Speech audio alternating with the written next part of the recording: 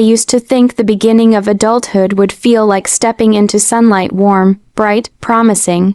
Instead, mine began with a shadow I didn't recognize until it was wrapped tightly around my throat. The shadow started with a smile.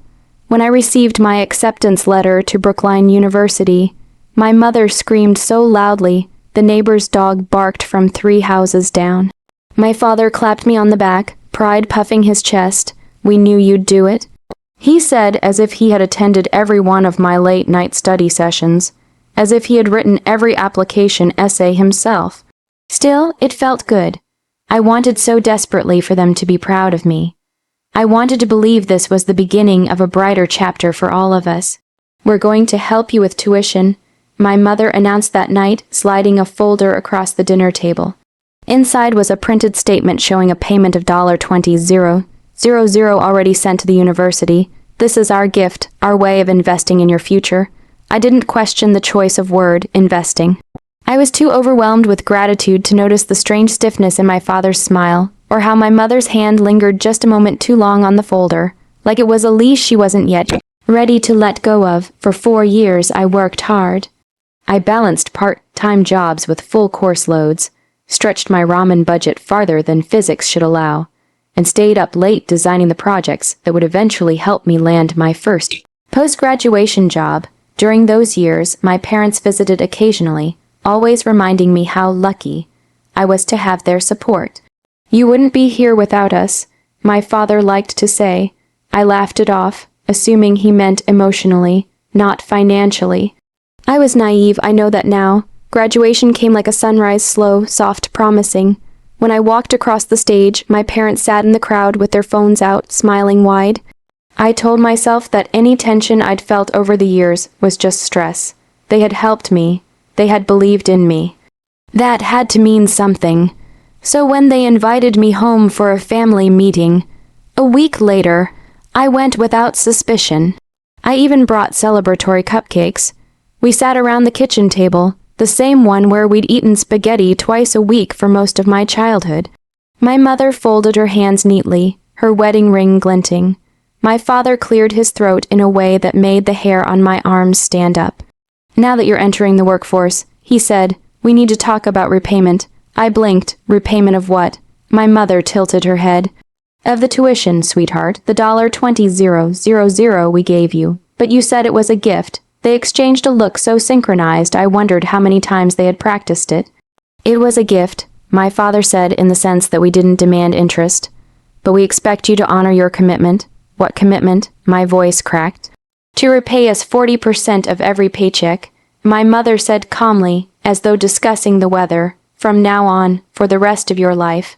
The room spun slightly. The cupcakes on the counter blurred into pastel smudges. "I never agreed to that," I whispered. My father's smile sharpened.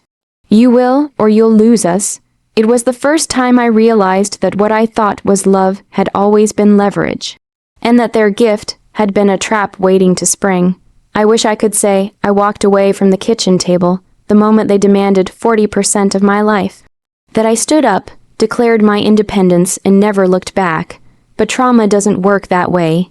Love, especially the kind you grow up believing, is unconditional, doesn't unravel in a single conversation. It frays slowly, fiber by fiber, until one day you're standing in the ruins, wondering how long the walls had been cracking. For weeks after that meeting, I lived inside a fog of disbelief. I kept replaying their words, trying to twist them into something reasonable. They must have misspoken, I told myself. They're stressed. Maybe they mean just until I'm stable. I called, I texted, I begged them to reconsider. But every message only made things worse. "Don't disrespect us," my mother snapped during one call. "We raised you. We paid for your education. You owe us. You wouldn't be anything without our help," my father added on another day. 40% is generous. Generous. That word echoed inside my skull until it felt poisonous. When I started my first full-time job 2 months later, I hoped the new chapter would give me strength. It didn't. Instead, my parents demanded immediate access to my pay stubs, my salary details, and my bank account routing number. When I hesitated, They accused me of hiding money, of planning to betray them. I didn't want to lose them. I didn't want to be the bad daughter they painted me as. So, terrified of their anger and desperate to keep the fragile peace, I sent them a portion of my first paycheck. Not 40%, just enough to show good faith. It was a mistake. The next day, my father called. "This isn't what we agreed on." There was no agreement. I whispered, "You want to play semantics." He barked. "Fine, but you know what you're doing to this family." My mother chimed in, her voice trembling in that practiced, wounded way. "You're tearing us apart. Your cousins would never treat their parents like this." The guilt hit me like a tidal wave, cold, suffocating, relentless. Then the whispers started. At my cousin's baby shower, my aunt pulled me aside. "I heard things are tense with your parents," she said, eyes brimming with judgment. "They've done so much for you. You should try to be more appreciative." Appreciative, another weaponized word. I realized then that my parents had already begun rewriting the narrative, painting themselves as martyrs and me as the ungrateful child. They were preparing the stage before I even knew I was in a play. Over the next few months, the cracks widened. My parents stopped asking, they demanded. They stopped checking in, they monitored. Every phone call felt like a court interrogation. Every text carried an expectation. Every family gathering became an unspoken trial where I was already guilty. And slowly, a terrifying truth crawled into the corners of my mind. This wasn't new. This isn't something they suddenly became. I started remembering things differently. The loans they gave my cousin that she failed to repay before she was cut off. The way they criticized relatives who didn't help their parents back. The way my mother had once joked that having kids was the best retirement plan. I hadn't noticed the patterns as a child. But adulthood was a brutal teacher, and the lesson was clear. My parents didn't want a daughter. They wanted an investment that would yield returns. The foundation of our family wasn't built on love. It was built on debt, and I had finally begun to see the cracks. If fear is a slow poison, then betrayal is the moment you finally taste the bitterness on your tongue. By the time autumn arrived, 4 months into my first job, the poison had seeped into every corner of my life. I woke up stressed, went to work tense, came home exhausted, and fell asleep with my phone on silent because the sound of a message from my parents made my heart race. I told myself it would get better. Then came the envelope. It appeared under my apartment door on a dreary Tuesday evening, the paper slightly damp from rain. No postage, no return address. My stomach tightened the moment I saw my father's handwriting on the front. Inside was a single sheet of paper, a photocopy of what looked like an agreement. At the bottom, a crude imitation of my signature curled like a dead leaf. The document stated that I, at 18 years old, had willingly agreed to repay my parents 40% of my lifetime income as compensation for educational support. My breath stuttered. My hands shook. The room felt too small, the air too sharp. They forged my signature. I sat on the floor, back against the couch, staring at the paper until words blurred into black static. Anger simmered, rising slowly from the place inside me I had kept quiet for years. Not the panicked, helpless anger I had felt before, but something clearer, sharper. Anger with direction. Anger with purpose. The next morning, I requested an emergency appointment with a lawyer. She read the document with a raised brow. "This is laughably fake," she said flatly. "This wouldn't hold up in any legal context, but they're using it to pressure me," I whispered. She nodded, leaning forward. "They're manipulating you. What you're experiencing is financial and emotional abuse. If they continue, you can file for a restraining order." The word abuse hit harder than I expected. It felt like a slap, but it also felt like the truth. A truth I had been circling for months, but hadn't dared to name. The lawyer advised me to save all texts, call logs, and screenshots. "Document everything," she said. "If they escalate, we'll have proof." Escalate. I didn't realize how quickly that would happen. 3 weeks later, my parents showed up at my workplace. I was in the middle of a project meeting when my manager tapped my shoulder. "There are 2 people in the lobby asking for you," he whispered.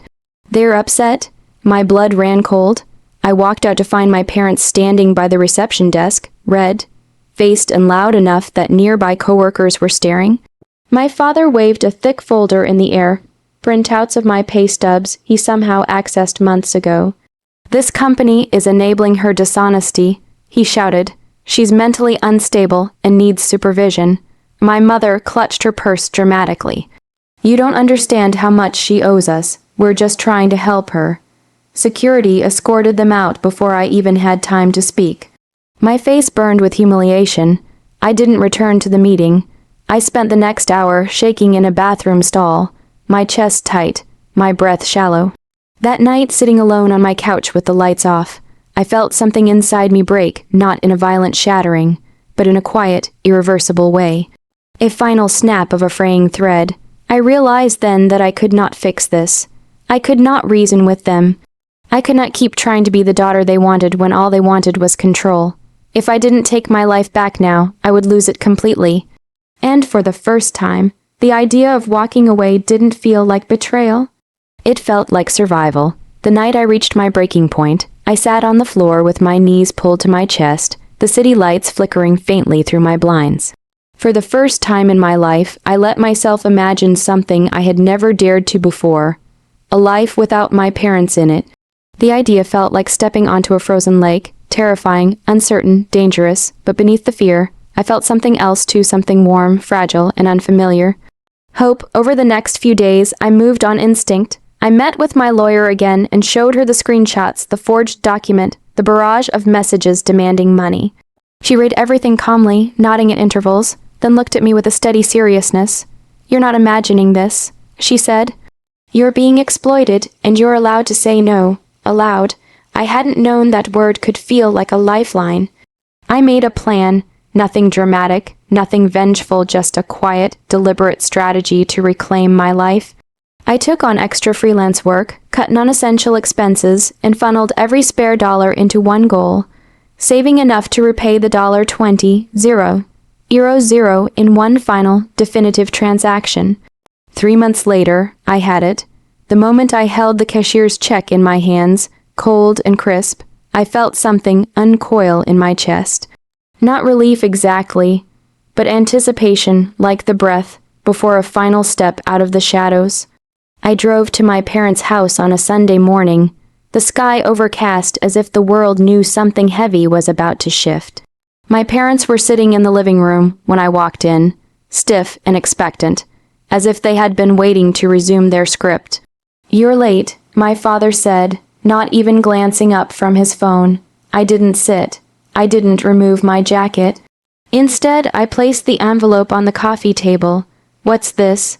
my mother asked, reaching for it. "The money you gave me for tuition," I said, "all of it." My father looked up sharply. "This month's portion." "No," I said, my voice calm in a way that surprised even me. "This ends today, all of it." My mother blinked in confusion. "You can't just decide that." "I can," I answered, "because I never agreed to any of this. And a lawyer has confirmed that what you're doing is illegal." Their faces shifted, shock first, then anger, then something deeper and more jagged. "Fear. You hired a lawyer," my father demanded. "Yes, and if you contact my workplace again, or try to harass me in any way, she's prepared to file for a restraining order." My mother's face crumpled. "After everything we've done for you, you didn't do it for me," I said quietly. "You did it for what you thought you could get from me." My father's voice cracked into rage. "We are your parents, and I deserved better parents," I replied. I walked toward the door, but paused with my hand on the frame. I didn't want to hurt them. It wasn't about that. It was about protecting the part of me I had spent my whole life sacrificing. So I said the truth gently, the way I wished they had once spoken to me.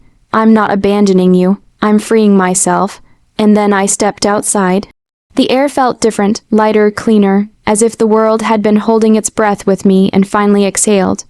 In the months that followed, the silence from my parents was deafening, but also healing. I built a new life. A life where my paychecks were mine, my decisions were mine, and my worth was not measured in percentages. Freedom wasn't loud or triumphant. It was soft, steady, and breathtakingly sweet. The kind of revenge that doesn't destroy, it rebuilds.